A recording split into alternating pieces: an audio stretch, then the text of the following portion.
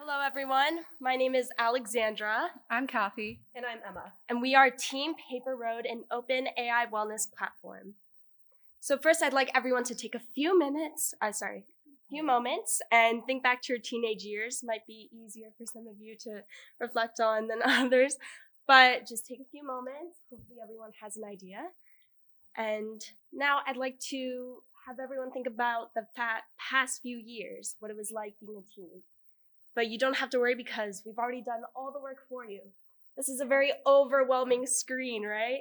COVID, the rise of social media, and even war have unfortunately led to so much more.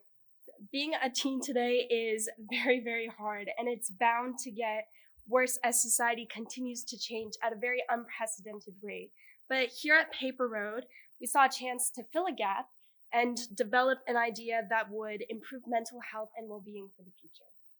All right, so what are current teen obstacles that they're facing? First, peer pressure, whether it stems from family, school, or a broader society, can push teens to develop mental health issues or feel isolated and keep them from seeking help. Second, a shortage in quality help. Often, resources available to teens either aren't up to date with best proven practices or don't look at the depth of wellness information available. We aren't just addressing mental health, but universal human needs that transcend the mind, body, heart, and soul. Remember that. We'll come back to that. Finally, wellness inequality. Teens are often a group that slips through the cracks, whether it be from lack of resources from school or lack of support from their parents and family, or the inability to find their own trusted methods of getting help. So what's the solution? We've developed a method to promote daily wellness habits and self-reflection in teens, promoting healthy behaviors that will follow teens throughout their life. Developing these practices as teens is increasingly important for longevity, as they carry these throughout their life, and if unaddressed, the issues that they develop as teens will impact their mental and physical health long-term and be transferred to future generations if we don't address and provide really good health habits now. So how do we do this? First, we provide a starting place to improve long-term well-being. For most teens, the issues with wellness practices are first, establishing these good behaviors, and second, developing the resilience to continue these behaviors across their life. With PaperRoad, our combination of a simplified user experience, daily recommendations, and gamified elements consistently bring teens into their app so they make space for their wellness journey, while our reward system, roadmaps, and daily planning tools keep them coming back. Second, PaperRoad aims to democratize the wellness industry by providing personally curated, proven wellness strategies that differ for each user, making it easy for people to get recommendations that they can understand. And third, finally, community. Wellness journeys shouldn't be isolating. By promoting online and in-person interactions, teens are supported not just by our app, but by each other. Our goal is to provide teens with a safe, barrier-free community that they can connect with friends and family, to learn helpful strategies, build new support structures, and develop a healthier and more positive view of wellness. Among all other health and mental health apps out there, what makes our approach unique? At the end of the day, it's because we focus on fostering an environment of holistic wellness with new technologies that make teens feel welcome and supported. Let's dive into some of these features. So our revenue model works on a subscription basis that takes the burden off teens, giving them free access to our products so that we best address the wellness inequality for this critical age group. However, our services are important not just to the youth population, so subscription fees are offered for adult users.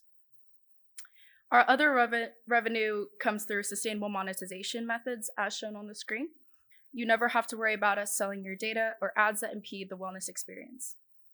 Our next novel approach is through our use of technology. Quizzes make use of recent advancements in technology tools such as AI, cognitive behavioral therapy, and ML to help curate an entirely personalized experience for the user that continually adapts with them. And the collected data will also help project user trends based on daily tracking and reveal patterns to offer these targeted recommendations. But at the same time, the feature serves as a draw to teens, as a gamified element similar to BuzzFeed quizzes, turning wellness into a fun, interactive activity. In addition, journals make use of NLP, sentiment analysis, and applied behavioral psychology for ultra data visualization, and the journal continually analyzes written user entries and tracks the user's mental health patterns to monitor and provide alerts depending on positive or declining mental health. These journal UIs also provide a simple sliding scale, making it fun and easy for completing daily check-ins, as well as the free-form journal entry for continually analyzing negative, positive, or alert language. Next, we have the 4 action cards, which is the core of the PaperRoad approach. Remember those universal human needs? Regardless of the user, there are 4 key areas that we want to promote in this wellness journey. First is body.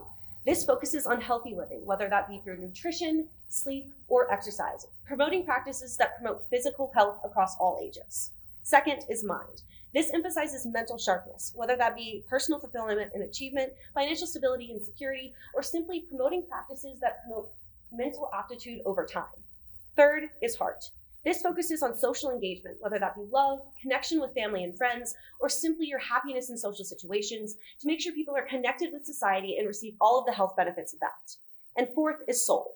This talks about mindfulness practices, whether that be independence and autonomy or finding your purpose in life, pushing for this reflection among all peers.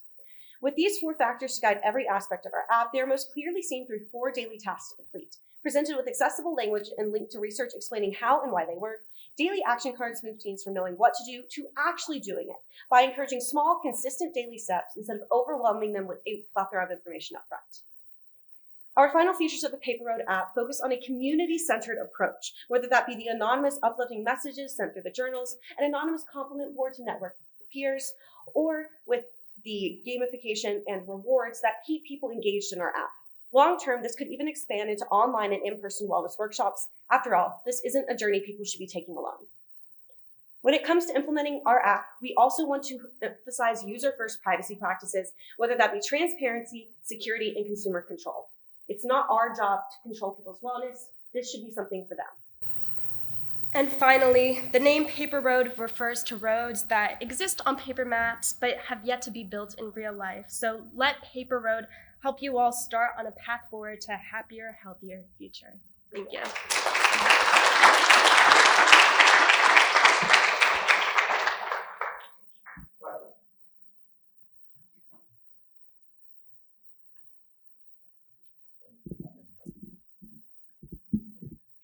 Have you done any beta testing, and how often are teens actually likely to use this? Yes, so we are currently in our first few phases of development, and with the teens that we have interacted with, as well as some adults, they've all said that they really wish the app had been developed sooner, and that it was really an easy interface, really fun to use.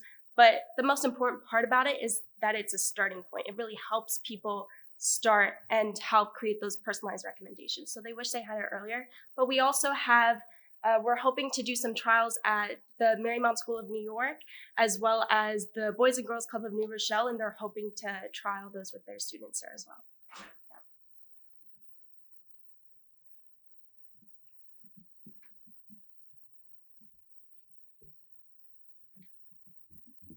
So I'm curious, since it's an app on a phone, and yet there are lots of data to suggest that screen time is negatively associated with emotions. So I'm wondering how you're squaring these two things. Absolutely. That was definitely one of our concerns when we were making the app, which is why a lot of the things that we want to do is focusing on small tasks that can be completed very quickly, daily tasks, which is what our 4 cards are. And the tasks aren't going to necessarily be completed in the app. They are goals for people to go out and apply in their life. For example, their heart goal for the day could be to call their mom, like to actually have an interaction with their family member. Or perhaps their mindfulness is to take 5 minutes away from the screen. So a lot of the things is using the screen to give information that causes them to go out and apply things in their everyday life. Yeah.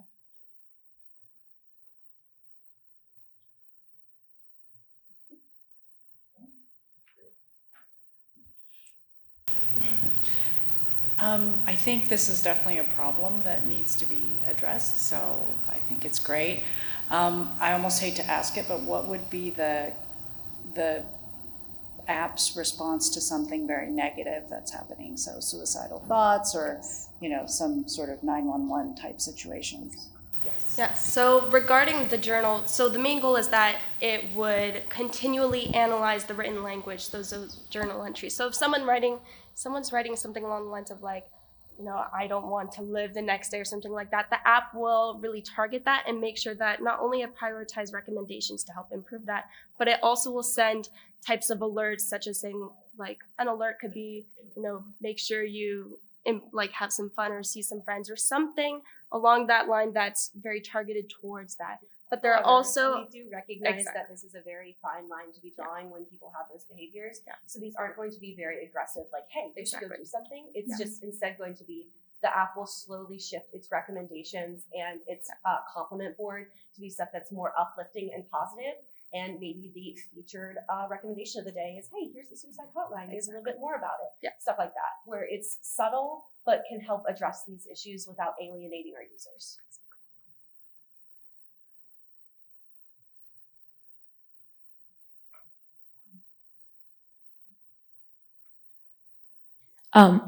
I had a question about how will you accommodate for incorrect recommendations? And I guess a follow-on question is, how large was the data set that you trained your AI on, and will you keep updating that to stay current with recommendations? One is by having psychologists and people on staff, once this would be growing past ideation phase, to consistently check the recommendations to make sure our database is going to be up to date. Also, same thing with the AI, just consistent, persistent checking, keeping a human in the loop for everything.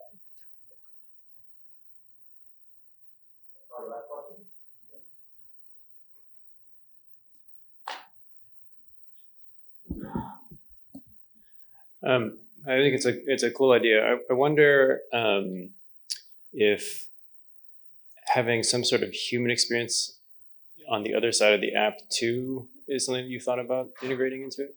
Yes, that's something that we very strongly thought about. One of the things that we'd like to do is part of the tiered subscription model is be able to offer those in-person and online workshops where across generations people can come together to kind of share their not only thoughts but opinions regarding like wellness and longevity and mental health and all these different aspects. The goal is to grow the community beyond the app. Similar to how, I guess the most analogous thing I can think of at the moment is similar to how BuzzFeed will host events on college campuses and workshops about like relationships. We would hope to grow into a similar model where we could do hosting events about wellness. Thank you.